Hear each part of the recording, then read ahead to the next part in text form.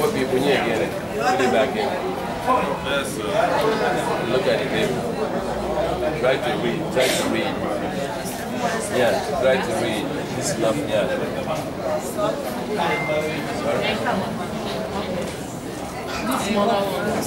Yeah, they need to read. Don't read. Don't read. So that puts you, right? So how is it that strong?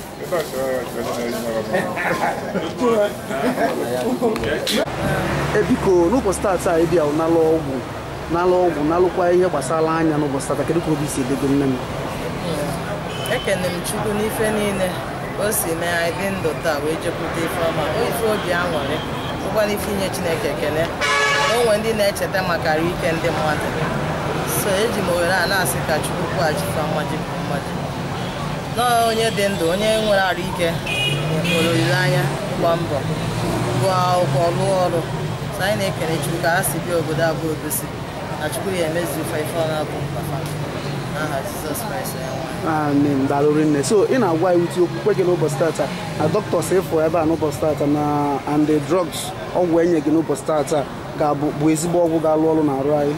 Enwere m olileanya site n'ike Chukwu na ọ ga-adị onye ọbụla mma onye ahụ enwepekwa onwe ya. Kedu afa gị? Afa m bụ Benedict onye Obosi. Onye Obosi. Dalụ rinne. Ndewo ya. Thank you. Welcome.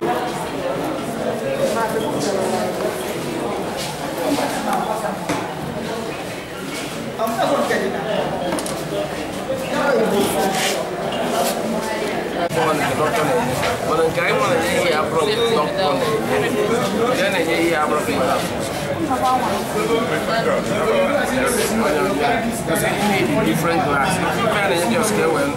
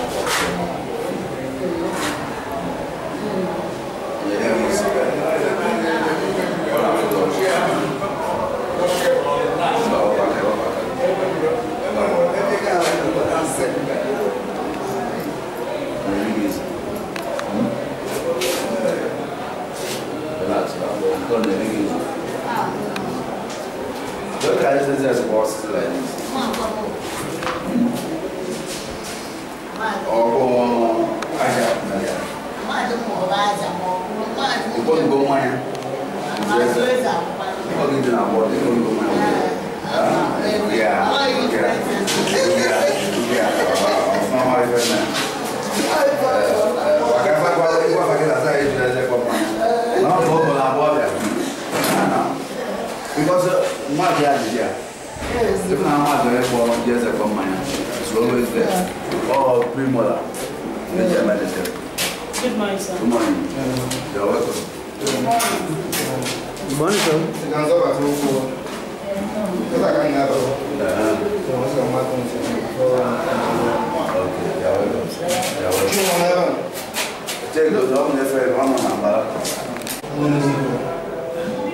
Houston, Texas. How are you? Fine, thank you. Welcome. Houston, Texas.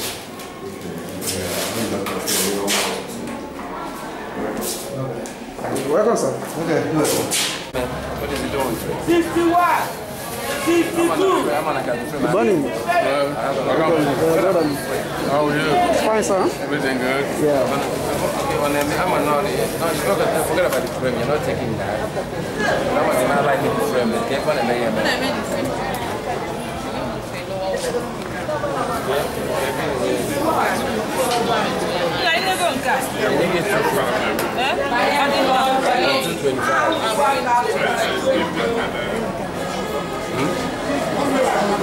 that one is a better frame. They have a president.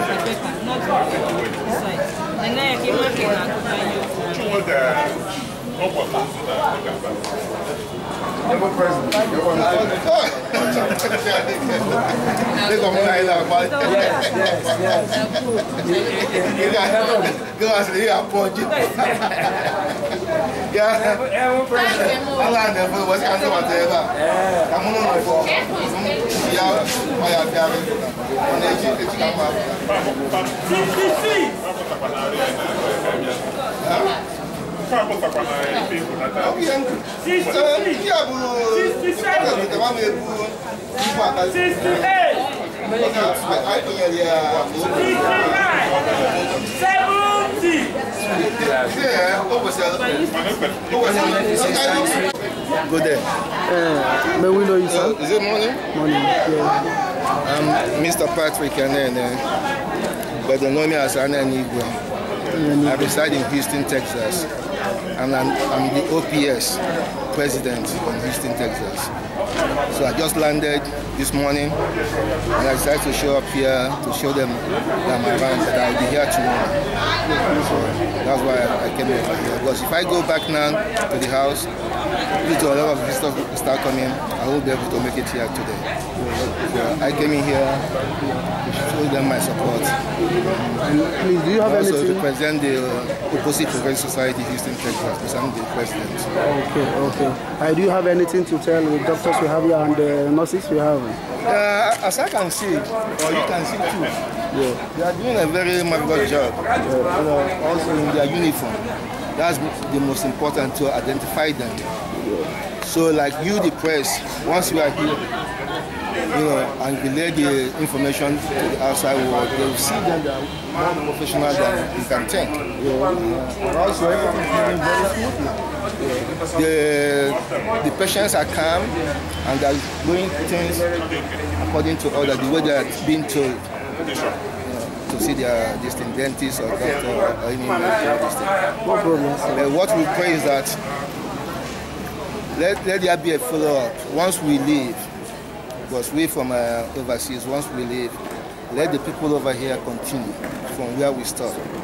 Because follow-up matters. Not coming here, getting the treatment or the diagnosis, then they say, okay, what about the follow-up? That's very important in healthcare system. And that's it. I have to run because my in-law is waiting for me. No problem. Thank you very much. Okay? Yeah, nice to meet you, sir. Thank you. Yes. Oh, just rearrange. Oh, we are that process. One hour. You are about much and I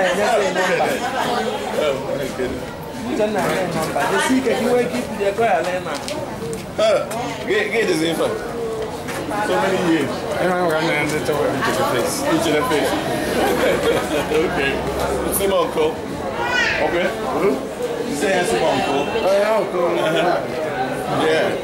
Okay. Good.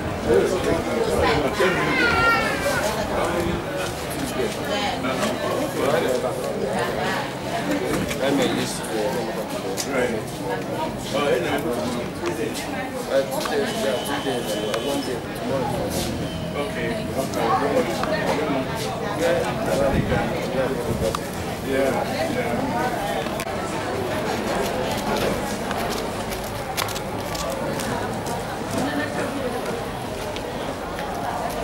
Okay, young man. Good morning, sir. Yes. May we know your name, Morning. sir? May we know your name, sir? My name is Prince Obiajulu. Prince Obiajulu. Yes. Okay, sir. You can see what we are happening in Obosi today, center in Obosi. Do you have anything to tell Nigeria or our people over there? Okay. Well, what we are doing, we have been doing this for over 10 years now. Every year, those of us in the U.S., we try to visit home. We call it a medical mission, whereby we gather our people and distribute whatever we could get from abroad, eyeglasses, medications. And we have medical staff also, doctors, nurses, that come down to help. They screen the patients or the people. If you look around, you see people waiting for their turn. So we try to diagnose whatever might be their problems as far as ailments, and use the medications that we brought to treat them. So that's pretty much it's the summation of what we're doing today. Okay, thank you very much. Thank you. Do you have anything to tell our people? Or even some people where they're in abroad, they don't even contribute or don't even think about this in Nigeria. Do you have anything to tell? Yes, I will encourage everyone and anyone to, if you can make it home, to help out. Call any of our Obosi development associations. We have them everywhere, in Europe, in North America. Whatever you can donate. If you have some medications, some eyeglasses, especially reading glasses, for myopic and hydrotropic, anything you have. If you don't have anything, if you can donate money, we can use that money to buy all these supplies. So please do that if you can. We are not asking for any specific amount. Whatever you can do. Our people need your help. We need your help. Thank you very much. Thank you. All right.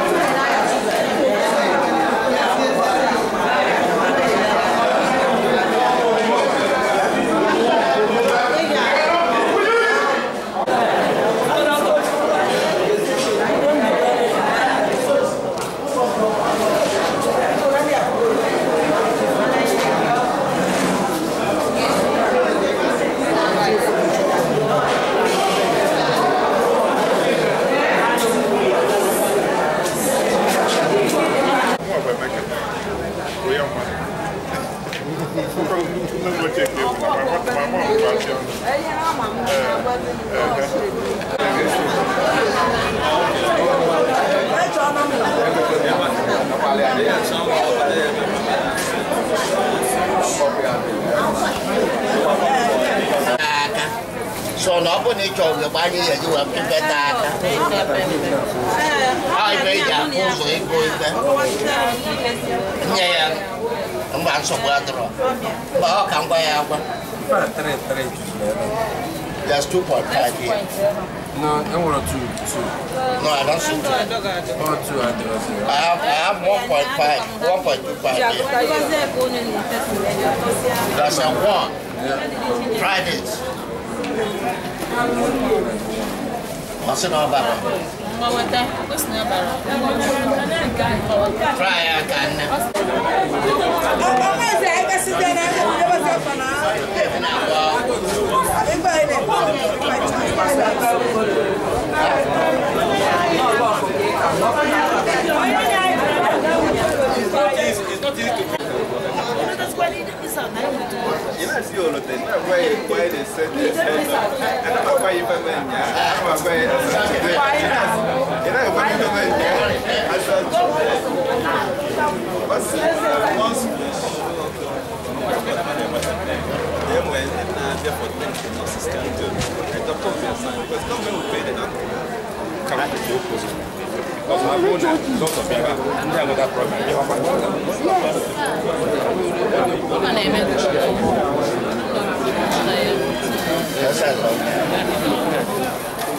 Yeah, well, that's the only one I'm a walk on. Yeah.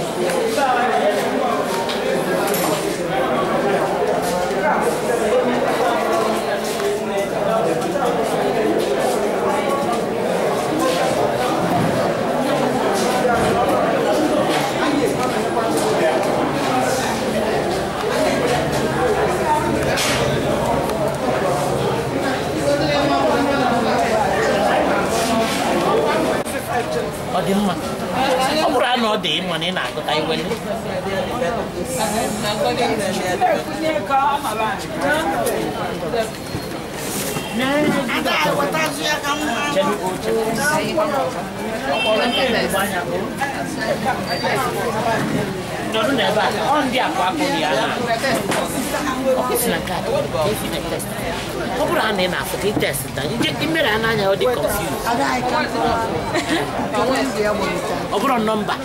Nenanya kimami dia.